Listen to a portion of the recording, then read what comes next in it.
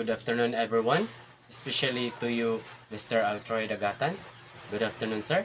By the way, I am Piolo Sipahi from Department of Bachelor of Science in Criminology 2 from Block D. So now, I will share with you all about what I have learned from the discussion, which is forensic photography. So, at first, photography is derived from the Greek photos for light and graphos for drawing.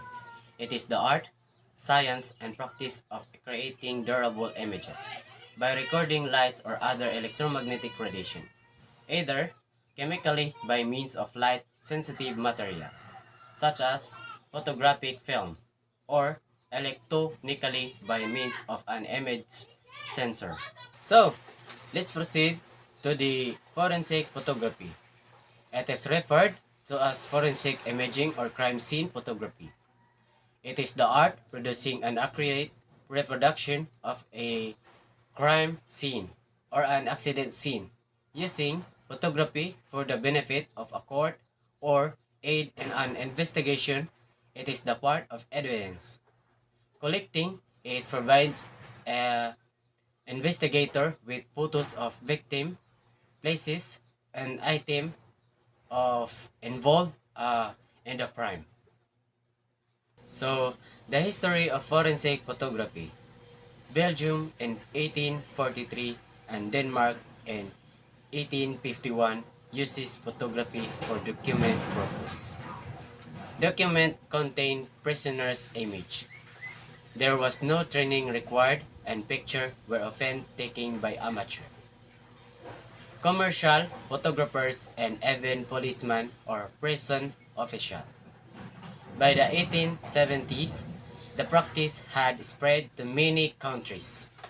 There was not like photographing portraits of families or children.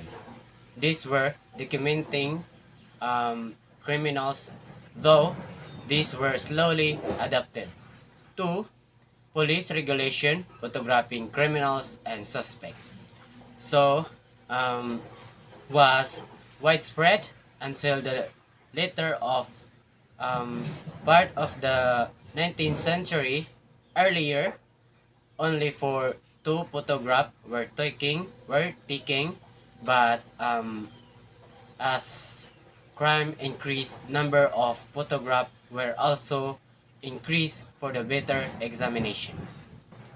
So this camera, there is an old saying, a tradesman is only as good as the tool he uses.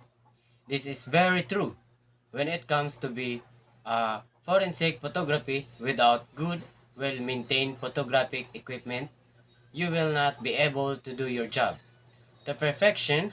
The 35mm or digital SLR camera is useful for forensic photography. It deals with a lot of ultraviolet and infrared photographs because the SLR digital camera has a very low sensitivity for ultraviolet and infrared. So the film. The quality of film available today is constantly improving. Many police departments today have moved right away from black and white film. So, the color film, white courts to have come to expect color photographs. Film for crime scene photography is ISO 400 color film. So, let's proceed. The flash equipment. Not every crime scene will be as easy to photograph as an everyday landscape shot. There will be indoor scenes, underground scenes, night scene, outdoor scene with the heavy contrast between light and shadow. It is essential that your camera is coupled with a efficient flash unit with a high output to get clear image or photo. Photographing the crime scene. Basic reason. First, to record the scene and associate areas. Second, to record the appearance of physical evidence as a first encountered. Third, to provide investigator with a photographic record of the scenes to assist them with their investigation. Fourth, to present the crime scene at the court of the identification of a judge, juries, and counsel alike. So, there are three admissibility of photographic evidence. Points of qualification of a photograph in court. First, object picture must be material or relevant to the points in issue. Second, the photograph must not appeal to the emotion or trend to prejudice the court of jury. Third, the photograph must be free from distortion and not mispresent the scene or the object it purports to reproduce. Photographs. It is important before entering and photographing a crime scene that you talk to investigator at the scene and formulates a plan of attack. The big photographs. Wide angle photograph of the general crime scene and surrounding areas will present a big picture of the overall scenes and to show the relationship between various pieces of evidence at the scene. If the scene is an indoor, one minimum 10 photographs of a room using a wide angle lens, one from each corner, looking diagonally to opposite corner, one from the center of each wall looking directly to the center of the opposite wall, one from the near floor level at one end of the room, looking up to the ceiling, and one from the same end of the room near to ceiling height looking down to the floor at the room, giving the total of 10 photographs. The mean range photograph. These show the relationship of a specific item of evidence to each other and to the scene proper. So, this should be photographed from normal viewing heights. Remember, photographs will be eventually be viewed by a judge or a panel of jurors, and they must be able to relate to the scene easily, with no distortion or confusion. The close-up photographs. To show details of important pieces of evidence, item with which relative size are important should be photographed with and without a scale. It is important that the scale is places on the same plane as the item, and that the film plane is parallel to the scale. So, let's proceed to the methods. Crime or accident. Scene photographs usually capture image in color but also in black and white. There are different methods of photography like digital, aerial, surveillance photography. Digital photography.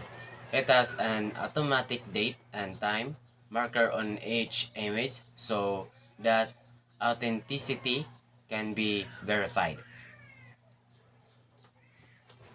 So, the aerial photography, taking of photograph of the ground from an elevated position, platform for aerial photography, include helicopter, kites, and aircraft. The use of aerial photography for military purpose was expanded during World War. So, These are used for taking photograph of a big crime scene, example, arson case, or etc. So, the camera use. Aerial camera system are fit with pan, tilt, roll, and 10 times zoom cameras which allows the aircraft to the record and transmit to the ground and internet live HD video via either an wireless digital video link of a 3G or 4G wireless internet connection. Um, Helicopter use. Uh, octoc- um, Octocopters, also known as Coptercam, Coptercam aerial camera system, and has a 8 aerial camera. Uh, Hexicopters has 6 aerial camera. Um, so quadcopters has a 4 camera. So the surveillance photography. Photographing the behavior activity or other changing information, usually of people. This can include observation from a distance by means of electronic equipment, such as CCTV camera. Surveillance is very useful to maintain social control and investigate criminal activity. So, fit for court. Uh, the image must be clear and usually have skills. They serve to not only remind investigators of the scene, uh, but also provide a tangible image for the court to better enable them to understand what happened. The use of several views taken from the different angles help to minimize the program of parallax. Overall image do not uh, have skills and serve to show the general layout.